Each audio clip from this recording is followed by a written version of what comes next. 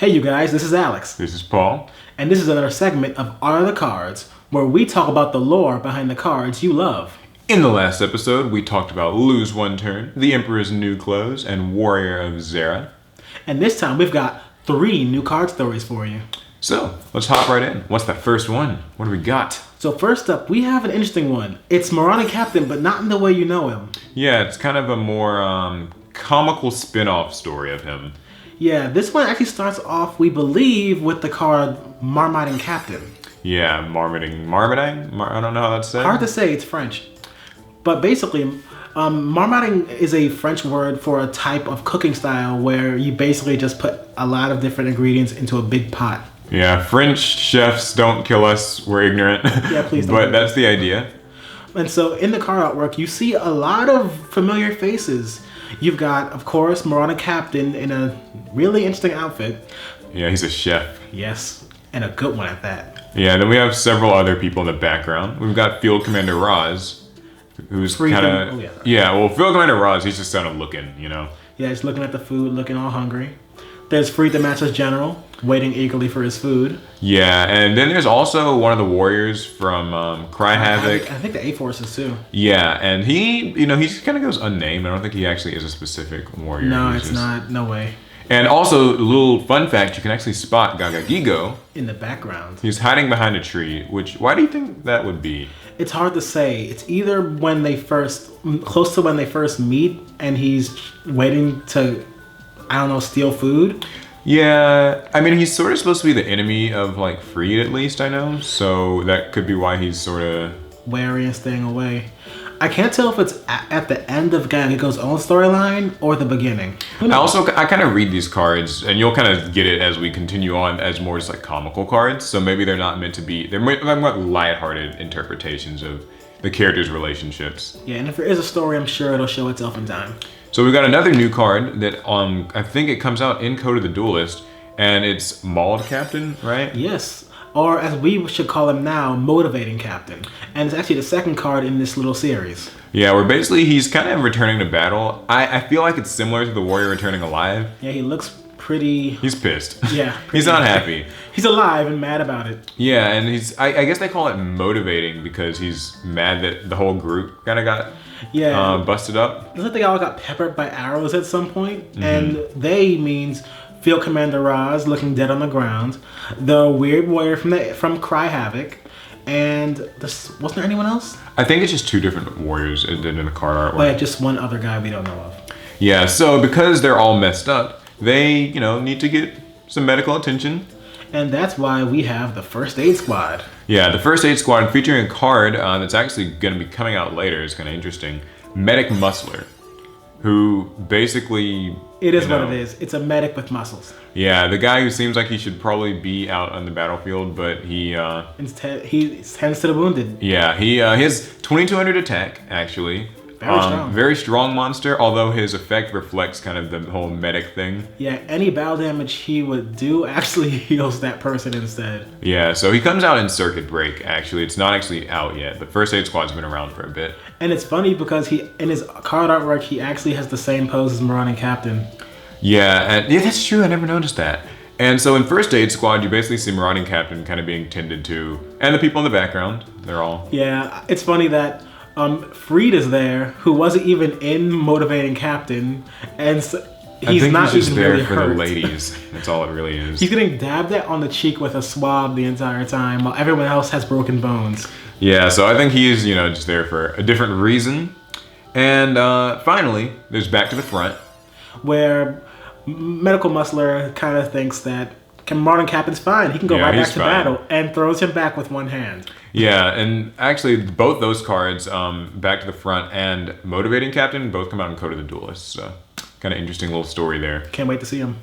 Now the story gets a little more interesting with Slacker Magician, an Xyz monster that a lot of you guys probably, have used at some point to rank 1. Well, anyway, it's the story between her and Alchemic Magician. And I actually was not really aware of this. I knew the cards had similar arts, so... Basically, Slacker Magician is supposed to be the best friend and sort of rival, I guess, of Alchemic Magician. They're the tribal magicians. Yeah, they are both alchemists, magicians. They brew potions, things like that. And apparently they, because they're rivals, they actually started up a store together. And it seemed like it worked fine, it's a sort of partner shop. But then Slacker Magician, as the name implies, kind of started slacking off. She didn't really want to go to work anymore. Yeah, stays in her room. And that's actually reflected not only in her effect, which I'll get to in a second, but in her name. Yes, because her original Japanese name was Shy-Neat Magician. And a neat is something you don't want to be in real life. Yeah, in Japan, it's like a person, I guess, who is... not educated or something else. They just shut in, doesn't work, doesn't do anything. So basically, her laziness is reflected in her effect. She doesn't die in battle, has a lot of defense, doesn't want to be targeted, basically doesn't want to be bothered. And interestingly, you see that when Alchemic Magician wants to motivate her to kind of do better, they kind of get in an argument, and that's what's happening in Xyz's tribal rivals. That's a funny name. And then I think when she gets motivated, at least this is my guess, she becomes Downward Magician. And Downward Magician is in fact Slacker Magician, which I didn't know until I started researching this. She has the opposite stats. And you can see, in her artwork, she's actually doing her job. Well, on one caveat, you can only get her out in the main phase 2, which means it's after any battling will be done. Yeah, so it kind of, I think, shows the whole, Slacker Magician slacking off. She waited until after the battle phase to kind of start, doing what she's supposed to do. And a fun fact, they actually apparently made the Stim Pack Potion, which is this super old spell card that you equip it to a monster and gains attack, and then it slowly loses the attack points. And you can see that in Slacker Magician's artwork, for example. That's a waste. Or there's a similar version of it. And that story would just kind of end there. Except in a new card coming out in, I believe, Code of the Duelist? Circuit Break. I'm sorry. We're going to have a new rival appear in Akashic Magician. And funny enough, she appears in Rival Arrival, or at least that's what the translated name is now. It's basically a spell, and in the artwork you can actually see Slacker Magician who's arguing with Alchemic Magician, and then they get interrupted by the new busted open Akashic Magician. And when you look at her, she's actually a little bit different from the other two. While having a similar style, she looks a bit more stately, even. The setting's the same, but yeah, she seems like she's a little different. And she is a Link monster as opposed to an Xyz, so I guess that... she's barging in on their party. Makes some sense. And now the story that you clicked on this video to see. Yes, I give you the honors. One of my favorite stories. Risebell the Summoner. Yeah, there's actually a lot to unpack here, so... and here we go. I leave it to you. So, Risebell the Summoner is a kindly magician. Dang it, no, I meant a kindly elder brother to his sister, Sambal the Summoner. Yeah, you can actually see that in his flavor text. He reads her stories every day and, things like that. And they generally have a good life. But if you look on the left of the card, you can see that they're actually being watched from the bushes by Hypno Sister, a monster who styles herself after Sambal, and wishes to make Risebell her own. Yeah, so I'm guessing she wants Risebell to be her brother instead of Sambal's brother? Yeah, it's kind of an odd fetish, but we'll go into that later, I guess. Sounds like something in anime. Yeah, and so she attacks him later in Wavering Eyes and puts him under a powerful hypnosis. Yeah, interesting. And he actually tries to fight back, as you can see in Unwavering Bond, where he focuses on his memories of his sister, and it looks like his dream catcher lights up and shoots away a Hypno Sister. But as you know, by just the fact that other cards exist, he actually still fails in this endeavor. And that's how he becomes, I guess, Risebell the Star Adjuster. So it's very edgy. This is Risebell after Hypno Sisters put him under her thrall. He's got a more demonic look, outfitted with random eyeballs, zippers, and horns all over his body. He's edgy. Yeah, he's got an eye patch now, so you know it. His familiars are a bit different too, huh?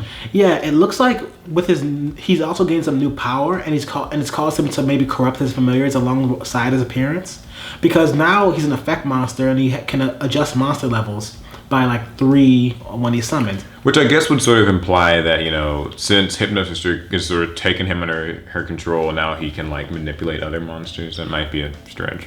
Yeah, maybe so, but we'll see.